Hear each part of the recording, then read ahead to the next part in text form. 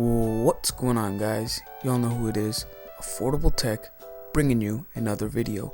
And today I'm going to be doing the iPhone SE unboxing slash review and my thoughts on it.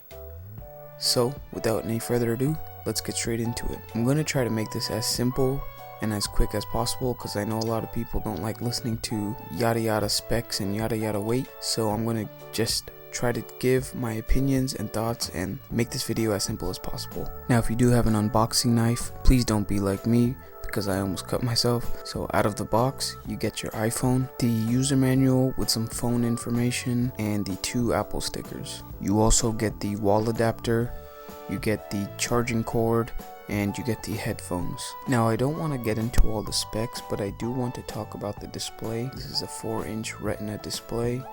It is LED backlit, also has 1136 by 640 pixel resolution at 326 ppi. Now, I don't know what the hell that means, so don't ask me, but it is a nice screen. I am coming from an iPhone 6. I do know that the size downgrade is going to take me some time to get used to, but with time I will get used to it. So I'm just going to give a quick run through for the people who haven't had an iPhone before and this is their first time. On the bottom of the phone, you'll have your audio jack, you'll have your charging port, and you'll also have the speakers. On the left hand side of the phone, you'll have your volume rocker and you'll have your silent and not silent mode, I guess. On the top of the phone, you'll have your power on, power off button, and on the right hand side, you just have your nano SIM port. The phone I'm currently using is the iPhone 6. I wanted to get the SE for just one reason, and that is the size. I never liked the size of the 6. I thought I'd get used to it, but I never did. So I definitely wanted a smaller phone.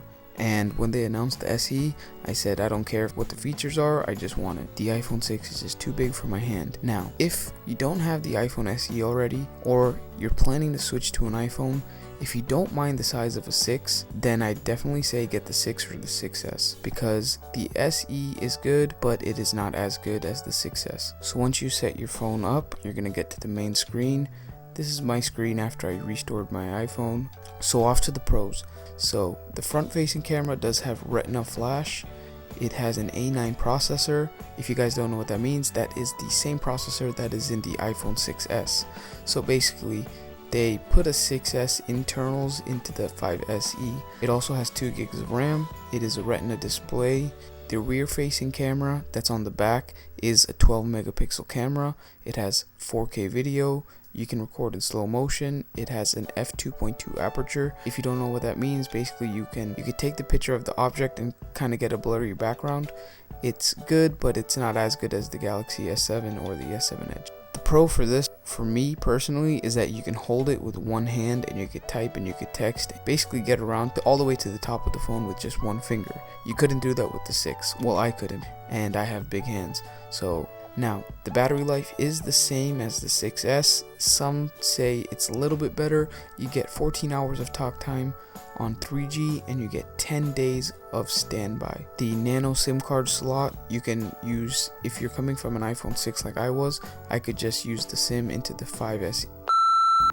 I keep calling it 5SE. I need to stop that. So I could use the SIM card that's on the 6 into the SE, and if you have a 6S, you could go to the SE if you are downgrading. So those are the pros on this. It is a very powerful 4-inch phone. Now let me get to the cons because there are a few, and sorry for the Apple fanboys, I don't mean to hurt your feelings. One of the biggest cons for this for me was it is the same exact design as the iPhone 5/5S. After 3 to 4 years of the release of the 5 and the 5S, I would expect something different, not a big change because it's just iPhone SE and I know it's a special edition, but come on Apple, you could have changed something a little, some design, something. Apple is innovative, that's what they say, but obviously they did not change anything up, and this was 3 to 4 years ago. You have the same exact design. So basically they took a 2012 design of the iPhone 5/5S and they integrated it with a better processor and a better camera with Touch ID. That is mainly what you're getting out of this phone. Many of you might disagree with me, but I believe there should have been some sort of change. That was my first con. My next con was the base model is 16 gigabytes. There's no expandable memory, so basically you're forcing your customers to buy the 64 gigabyte just so you guys can earn an extra $100. 16 gigabytes is nothing because if you're recording in 4K, you'll be able to capture a couple of minutes, and that's kind of dumb in my opinion. Who's gonna get a 16 gigabyte iPhone and you can't even record over a few minutes of 4K video? So you're basically forced to get the 64 gigabyte, and I feel like Apple should at least make a base of 32, or if you're going to make a base of 16 gigabytes, at least have expandable memory. My third con, the front facing camera is only 1.2 megapixels versus the 5 megapixels on the iPhone 6s. Apple wanted to compare the 6s with the SE, but why would you not keep the same front facing camera that's in the 6s onto the SE? And that's quite a big difference, the 5 megapixels versus 1.2. So all of you people who like taking selfies, your selfie game is not going to be as strong. I'm sorry. So what Apple did, in order to kind of hide the fact that it's only a 1.2 megapixel camera, they added a retina flash, which is basically a really bright flash that's supposedly supposed to make your image quality better. I'm going to put all of this in the comparison video with my iPhone 6 so you guys could really see. My next con was the SE does not have 3D touch. Once again, Apple, if you guys are willing to compare to the 6s, at least have the same stuff on it. Now, if people don't know what 3D touch is basically when you tap on the screen a little bit harder with more force, it'll open up a small subsection with a couple different options. So if you press on the camera app a little harder without actually having to go into the app, you'll have a couple other options such as take a selfie, view photos, etc. It'll make it faster to browse stuff. If you press the iPhone SE harder, nothing's gonna happen. The next con, the Touch ID on this iPhone SE is a first generation. The iPhone 6s has the second generation, which is much faster. So basically it'll read your fingerprint much quicker. This isn't a deal breaker for me. I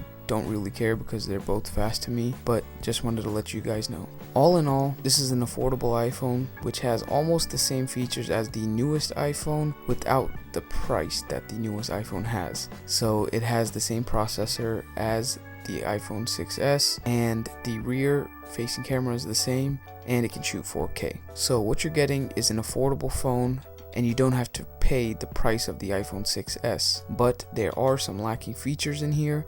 So if you guys do not mind the size of a 6s or a 6, I would recommend to get that.